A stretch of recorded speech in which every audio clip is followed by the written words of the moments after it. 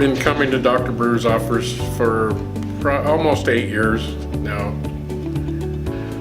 I had taken a picture at one of the racquetball tournaments. I had won a medal in one of the national tournaments, and they took a picture of me with the national banner behind me, and I smiled, and I was not happy with what I seen as far as my teeth. I didn't realize how bad they were.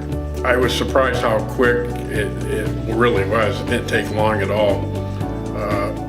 I knew what I wanted, and I told Dr. Dean what I wanted, and he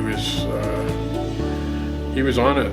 It was pretty amazing to see the finished product and how the color match, and there was no more chips, no more dings and bruises. I was pretty happy with it. Only smiling a whole lot more now these days.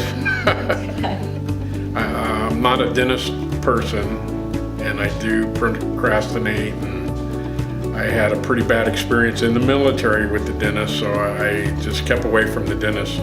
And I paid for it later because I waited for treatment, but luckily with the new technology and the comfort as far as pain control, no pain whatsoever, totally relaxed, and I will have no problem coming back to the dentist again.